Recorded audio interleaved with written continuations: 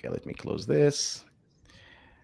So we are live. Good morning, good afternoon, good evening, depending where you're joining us from.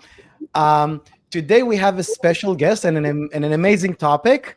Rishma will talk about herself in a second, but what I really like about this specific, hold on, I have okay. There is a small issue with stream.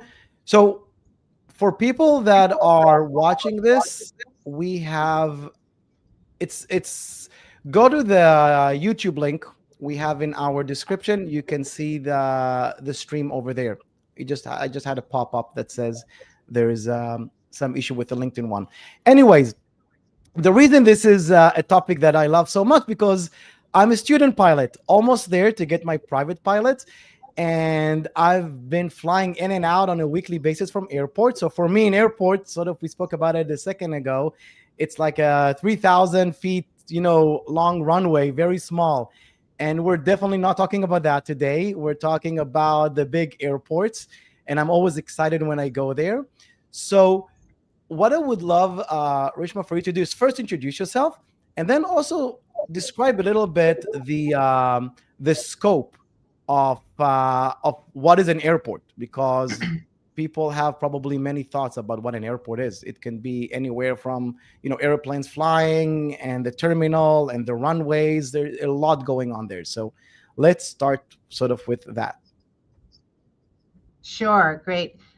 Welcome, everybody. I'm so excited to be here. Thank you so much for this opportunity to talk about our airport and highlight all the great things here. My name is Rishma Khimji. I'm the Chief Information Technology Officer for the Reid International Airport and the LAS airport system. So we are actually a system of 5 airports. Reid is our flagship, our main commercial airport.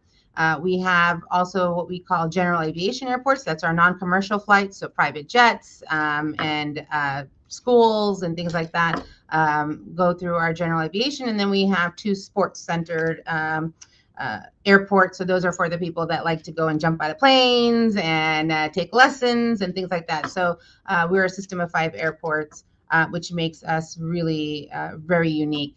The LAS airport, the Reid International Airport, is actually one of a kind. And I know every airport professional is going to say that about their own. But what makes our airport very unique is, one, we're situated right in the middle of the city. So when you come to Las Vegas, you are just minutes away from the Strip. And 2, we are a destination airport. So like we were talking about earlier, when people come to LAS airport, you're usually not coming to Las Vegas to jump onto another flight. That's a very small number of our guests that do that. Most often your destination is here. So you're departing and then you're actually leaving the airport to go to your destination on the Strip or wherever else you're going. So what we like to pride ourselves on is that we're the first look of the city and we are the last look of the city. So your experience with Las Vegas really starts here at the airport, and we want to ensure that our guests have a fabulous experience, which lends then to that guest having a fabulous experience throughout their vacation or their convention or the both. Sometimes they come for conventions and then stay for leisurely travel as well. So it is a very exciting and really neat place to be.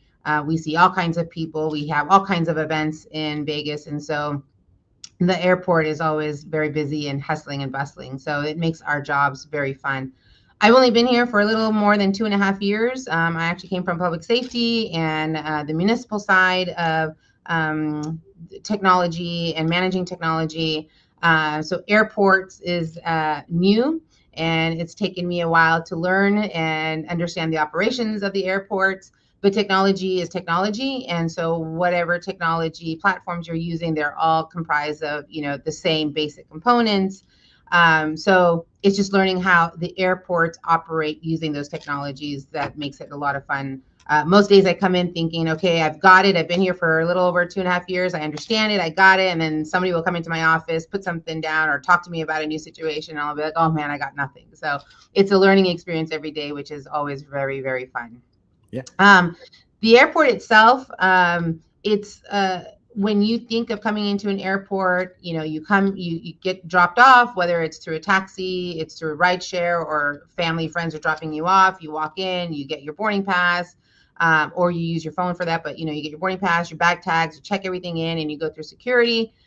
But what we really think of it here is that an airport is a city within a city. So we actually have to manage not just the guest experience coming in and cycling them through the systems to get them to the plane, but we also have to operate the buildings, the water systems, the energy systems. All of that infrastructure is embedded, and so we have to maintain that like you would at a city level. So it is really, truly a city within a city.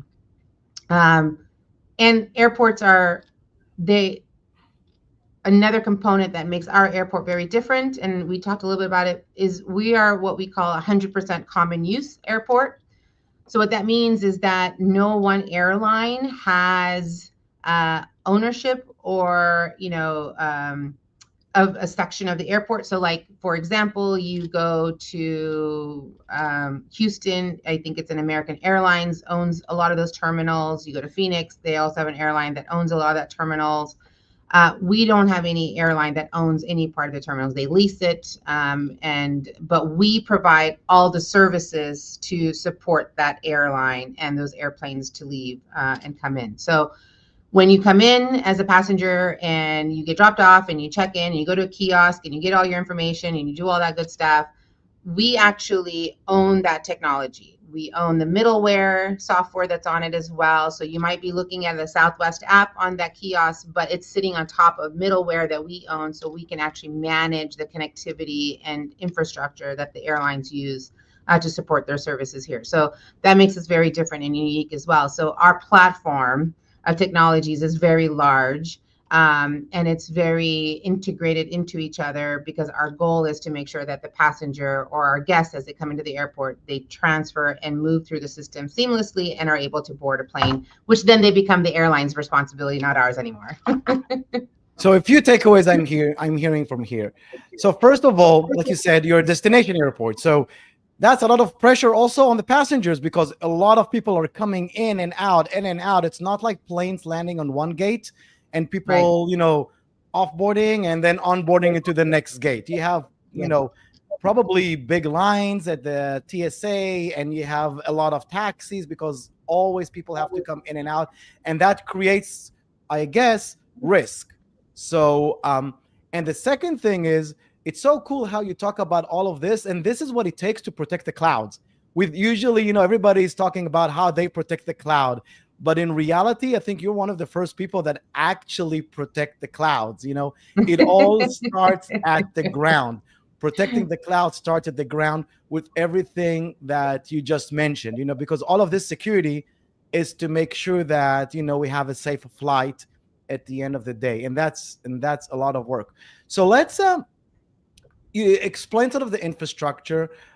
What keeps you awake at night? Like, what are the risks that are the biggest? I know everything is risk, right? Like, everything has to be dealt with. But are there any major things that are big disruptors that you need to think about when it comes to an airport? So the thing about the airport is that although we have ownership of the airport, our services are integrated with other organizations, especially those 3-letter acronymed federal organizations. Yeah. So within our campus, we have TSA, right? We have Customs and Border Patrol, FAA. These are very large institutions that help navigate the travel within air.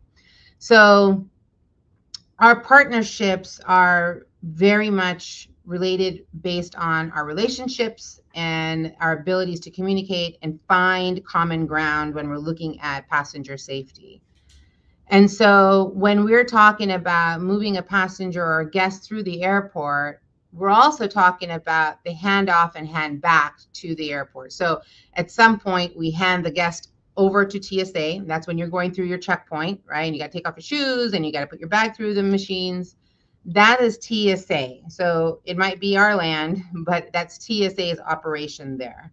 And then once you're in the secure side of the airport, you now become back to our responsibility, because now you're engaging again with airport services. So whether it's you're looking for a shop to shop in, to buy your last minute souvenirs and gifts, or getting food and drinks, or even just finding a place to plug in and connect to the internet so that you can get work and business done, or watch the latest movie, or catch up on your favorite shows and stuff. So there is a lot of integrated movement that we have to be very concerned about here. So I will say nothing really keeps me up at night, because I have a fabulous team, and they all know their jobs very well, and they have always surpassed my expectations when it comes to management of our systems. But what we do worry about at my level, at least, and with my directors that report to me, is to ensure that we have good relationships, right, with our different stakeholders throughout the airport, whether it's our facilities division, it is our public affairs division, it is the director's office, or it's with the TSA, with CBP, with FAA, because if we don't have those relationships, then we have a breakdown at some point, which then can lead to inefficiencies, and it's not seamless for the passenger anymore. So we have to make sure that we are stepping all together in the same direction. One way we do that is we have a very special relationship with the TSA.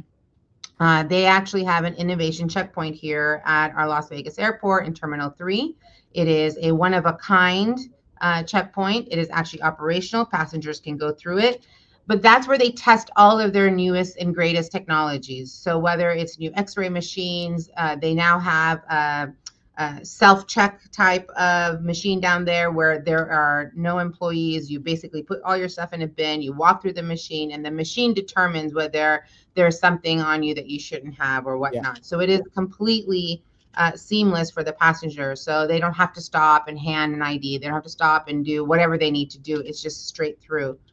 Kind of like Total Recall, almost like, with Total Recall, where he's walking through the X-ray machines, right? That's probably where we're going to go next. But it's a great place for TSA and airport operations and airport IT to combine and partner together to understand what kind of infrastructure is needed, whether it's a physical infrastructure, or it's a network infrastructure, it's a security infrastructure, and what kind of technologies they can use to make the passenger's journey easier through the security checkpoint. And so because we have such a great relationship with our partners at TSA, we are able to do these really cool things that then get distributed to other airports over time when they find a technology that really works. So we are the testing ground for a lot of the stuff that you see has already been put out at different airports. So that is one of the cool things that we have. So it's that relationship that really matters, because if we want to make sure passengers are safe, we have to have those relationships with our partners to make sure that they have. I love that. I'll tell you what I love. I love it a lot. I use it like 10 times the word relationship. And yeah. I hope probably at least 10. I hope that people that are listening will hear that loud, because I think security is a shared responsibility. And I think many organizations don't have that mentality. Employees sort of think, oh, it's a security team that needs to do that. Also, head of departments, I don't know, I'm doing my stuff. Like, that's security. They should take care of that. And you're here, talking about how relationship is important. And the last thing you said, which was also cool, is how that relationship leads to innovation. Because when you have relationship, you can try things together. And usually we think about security as an inhibitor, like it stops innovation. People usually talk about how like security slows them down. And what I'm hearing here is the opposite. And my guess is that it has to do with relationships. If you have the good relationships and good like you can work together, you can get stuff done, you can try stuff, and then you can almost like outsource it, not outsource it, but show others how it's done. So, which for me, all of this is sort of security culture. This is how I see this. It all comes down to security culture. How do you achieve that? Because you're just talking about, hey, I need to have relationship with this and good relationship. Why isn't every organization like that? Like, why isn't every organization? Why is it hard for security teams many times to build those relationships internally and externally?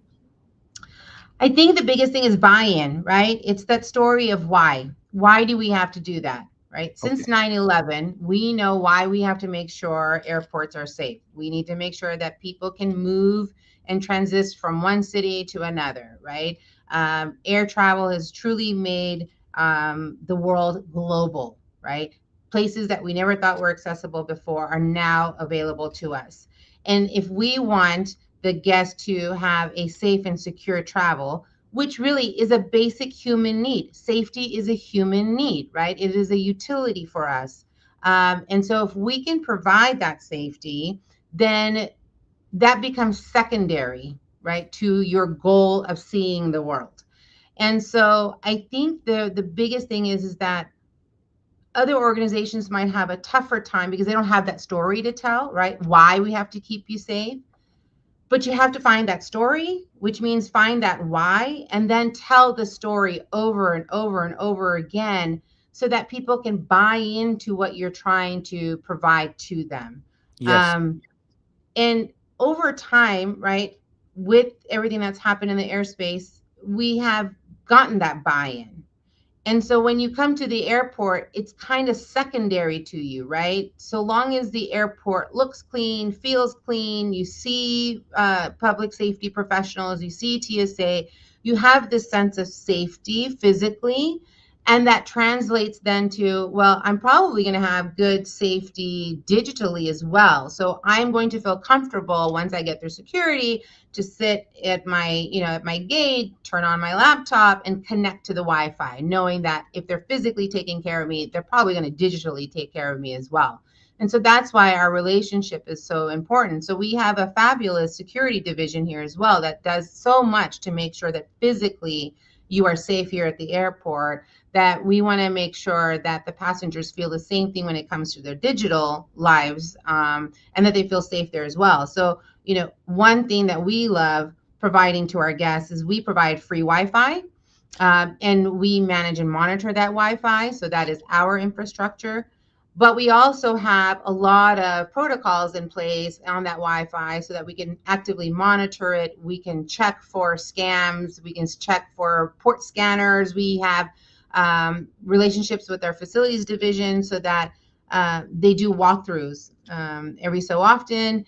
And if they see a bank of chairs that have nobody sitting at them, but maybe somebody plugged in a USB into one of our charging ports, they'll go and remove it, right? Because we don't want that section to be impacted. And then they test it to make sure there's no other types of malicious device around the area or plugged into the system. And so we have a lot of coordination here with our different divisions to ensure that our passengers are safe and people buy into that. And that's why we're successful at ensuring that we are providing that safety and culture to our employees as well, because they understand how important it is for their livelihood. So this is a great message, because this is how business think as well. Like, you have to have a vision, you have to have a why. Like, why are you doing what you're doing, right? So, and we talk about it many many times about finding the why, and people get it, but they don't really invest in trying to find it. They just come up with something and they think everybody will just follow whatever they came up with.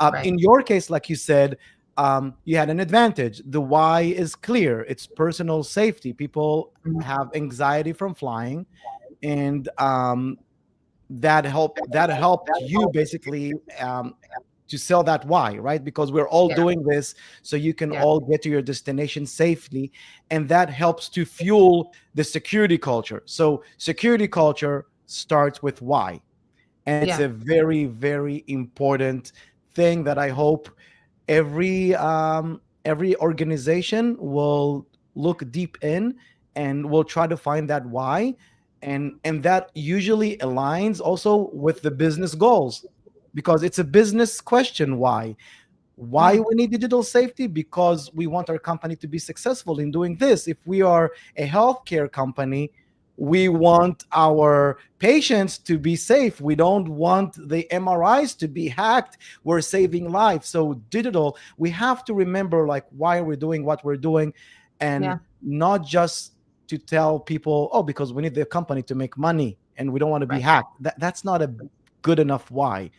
No, um because if you think about it, money comes when the yeah, safety is embedded, right? exactly. So it's part of your reputation. And one of the things we talk a lot about is ROI is not just physical dollars, right? It's Yeah. not that investment and what is my profit from that investment. It's also reputational, right? Yeah. And so if I can have a high level of trust, then my reputation is also going to have a high impact. And Yeah. then from that, I can then get better buy-in because I have that. So when we think of ROI, we have to start thinking about what is also that reputational cost of investment. What am I getting what is my return on my reputation? Yeah. The ROR. And so that helps the why and why it needs to be so important to have that secure culture. This is great because it aligns so perfectly with so many times we talk about security needs to be aligned with business and all of those things. And here's an example. Here's an Yeah. example how you think you have this vision, you have the why, and it trickles down, which you also touched later, which I want to sort of talk about that as well. How you also care about securing people's personal safety when they are, walking around the terminal, right? How we have employees looking if there is a USB device plugged in, pull it out, check it out, having a secure Wi-Fi. So, two questions here. First of all, if you can talk a little bit more about that, I would love. And also, what do us, like regular people walking to the terminal, how can we help keep ourselves safe? Because it is a shared environment, right? I'm connecting to this shared Wi-Fi. I'm plugging in my. Should I be scared? Should I be? Is it okay? Like, are there any things that I need to do differently when I'm at the airport? So I want to say no, you don't have to do anything differently. Pretend it's your Yeah. home network, but that's not always going to be true, right? There's Okay. always a little bit of risk no matter where you connect. So digital hygiene is very important, right? Know what connection you're on. If you need to do any secure confidential business, make sure you have a VPN, right? Be weary of checking into your financial institutions online when you're on a free Wi-Fi, regardless of whether I keep it safe as possible or not. You just don't know what's around you either. So having that digital hygiene, having those digital smarts is very important no matter where you are and where you're connecting. That to me is very important. And I want people to really adopt to those practices. But when it comes to ensuring that we are keeping people safe, right? We do have the systems in place. Like I said earlier, we're actively monitoring, we're making sure that we're doing the right thing, because the last thing I want to happen is for somebody to come to our airport, do something on their digital device and have something impact them personally, because then that's a reputational hit. That could be a financial hit.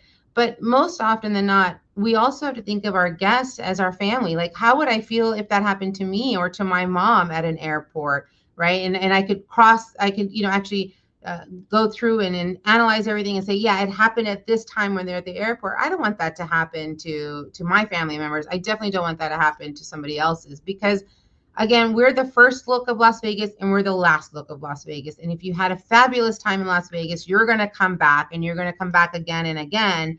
And if you have an issue with the airport, well, guess what? The only way you're going to get to Las Vegas, unless you're driving, is through this airport. And so I got to make sure that you have a really good experience, because I want you to return. I want you to have fun and enjoy the city, because that's also an economic gain for us, right? That's my paycheck. So I have to make Yeah. sure that we have these return guests coming to our city and through our airport. And so safety, again, that ROI can actually be quantified, and the ROR is always subjective, but I can also start looking at, hey, how well is my reputation doing, Yeah. because we are keeping people safe. Yeah. Well, you have to have empathy, right? So this you're sort of Yeah. showing like the way you talk as well is how you say, look, I don't want my mom or anyone else getting into the airport and getting scammed. Like this is the type of things that people connect to. The way you talk as something that you communicate and you build those relationships, and then Yeah. people join the effort of making the environment, the terminal, the airport more secure. So this is like empathy is a big thing in cybersecurity. Yeah. Um, one, I have actually a story. I have a friend, and she's actually a fraud fighter, and she told me the story. I shared it a while ago on LinkedIn. And so she told me, "Hey, Gabby, I almost got scammed at the airport." And I was like, "Okay, what happened?" So her flight was delayed, and that obviously puts a lot of pressure. She was heading home from Canada, and they offered her only a flight, I think 2 days later, something like that. So she's with her family, with the kids, a lot of stress, and she didn't feel that empathy at the gate. They were Yeah. probably stressed as well, and they were trying to handle everyone. And she basically posted about it on Facebook. And what happened is that there are scammers out there, right, that are looking for people that are venting, that are posting stuff and offering help. So she got a message from the fake airline saying, "Oh my gosh, we are here to help you. Sorry for that. How can we help you?" And at that moment, you don't think too much. You just want to solve your problem. You want to get on the next flight. Yeah. So eventually she figured it out when they wanted to install something on her computer to help her out, and she was like, "Okay." But Yeah. she told me, "Look, I was that close because I didn't think at that point too much about being scammed. I was just stressed. I Yeah. was offered a solution." So Yeah. airports are a stressful place Yeah. when things don't go smooth. And unfortunately, weather, shorted in pilot, all of those things, Yeah. crew, it's a stressful place. So It is. this is something that, again, telling people, the audience, scams happen at the airport. It doesn't maybe physically happen at the airport, but the airport and the situation, the more you share about it, just be aware of it. And maybe this is something that I'm just making an idea. Maybe, I don't know, like gift card scams and stuff like that, how they have signs at maybe at the gates, like, "You can be scammed here. This can happen. The airport will never, I don't know, contact you on Facebook." I don't know, stuff like that, just as an Yeah. idea. But yeah, it is a stressful place. So anywhere there is stress, Yeah. there is more opportunity for scams. That's basically my message. Yeah. And we have to, it goes back to digital hygiene, right? We Yeah. have to be very careful of what we're posting, where we're posting it, and how we're dealing with those replies, right? I mean, somebody shouldn't be contacting me and saying, "Oh, call me on this number," right? You should Yeah. be going and calling the airline directly, right? To get Yeah. the true help and stuff like that. Yeah. Don't use some number that somebody's giving you. Yeah. So it's awareness is very, very important. And using and relying on your instincts has to be really important too. And at the airport, I will tell you this. I know that our airline staff, sometimes the airport staff, they're stressed because, like you said, things can happen. Chaos can come very quickly at an airport, and passengers are impacted greatly. But don't feel afraid as a passenger, as a guest, to ask for help, right? If the person if that agent at that podium at your gate is unable to help because they're helping 100 other people, call the airline, right? Or go to another agent that might be at another podium and ask them, "Hey, can you help me, or can you direct me to where I can get help?" If Yeah. you see an airport personnel, we always have our badges on. Our badges have to be on all the time. Lots of us wear, shirts and uniforms so that you can identify us as an airport employee. Talk to us, ask us, "Hey, I need help. What can I do?" We might not give you the answer you're looking for, but we'll at least help you get to somebody that can give you the answer that you're Yeah. looking for. Our airport staffers are trained to be helpful, and they learn the airport. They know where most of the things are. And if they don't know it, they know who to call or who to direct you to get that information. Yeah. So please just use the resources that you get at the airport, and remember digital hygiene. I mean, yeah, I vent all the time, and I'll put it on LinkedIn or Twitter or something and say, "Hey, this happened, blah blah blah," but maybe stand back and think to yourself, maybe I can tell my story after it's already happened, so I don't have to worry about being scammed. Exactly. I think that's very smart. And to tie to this, let's talk a little bit about incident and response, because, Sure. like you said, it can be a chaos, and it can happen in a second. Yeah. Um, there were a few incidents last year. So how do you prepare for an incident?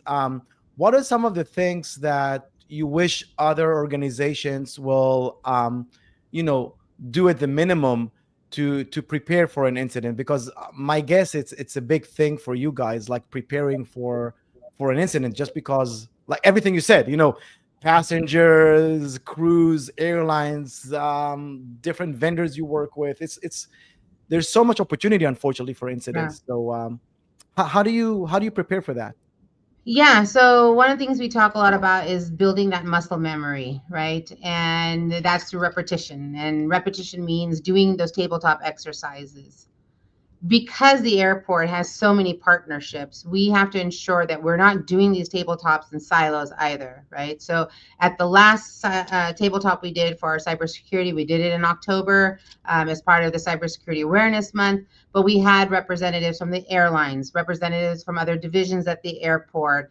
And that way, when we are simulating an event, we can then dissect the impacts and understand how it impacts each of us at the airport as an organization, so that we can then understand what that response is going to look, who's responsible for what, where is the communication going to come from, what is that single source of truth, and how are we going to communicate to the masses of what's happening as well.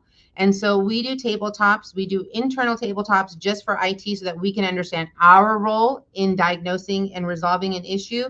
But we have tabletops where we're also inviting all of our other colleagues and stakeholders so that we can all understand how together we're going to get through the event. And so it's doing those types of things over and over again. You can't always solve a problem in a silo. Sometimes you need your vendors, you need your stakeholders, you need other people to help you. And so doing those tabletop exercises, it builds that muscle memory. It reminds you of what comes first, what comes second, what comes third.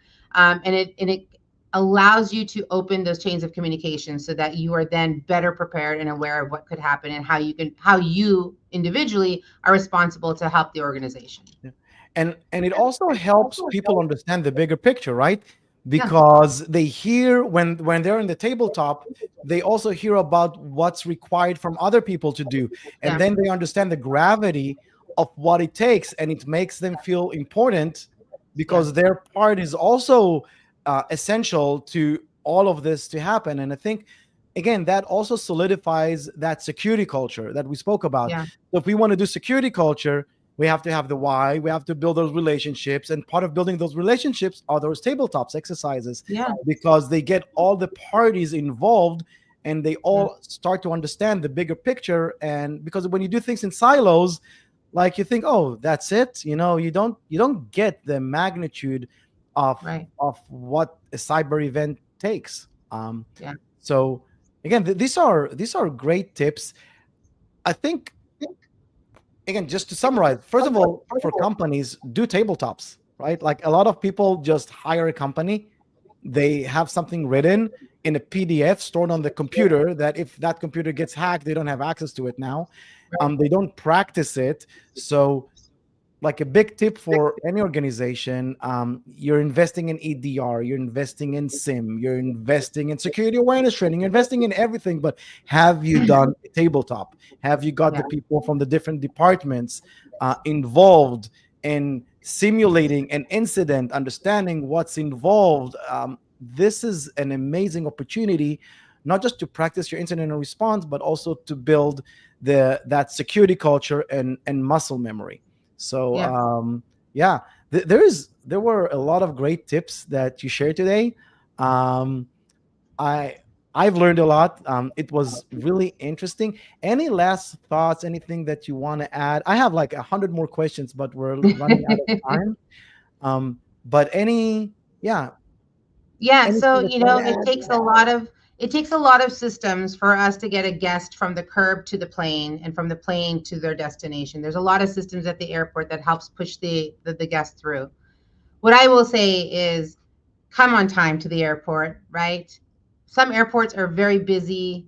If you're not there 2 hours early, you really are going to cut it close to your flight, and maybe even miss it. And so come prepared, come early. And just understand that chaos can happen at any time, but we are here to help, we are here to guide, and we are here to support. And airport professionals, all of my colleagues at all the different airports, they are all fabulous and such smart people that we are all doing as much as we can to protect our guests digitally and physically at the airport.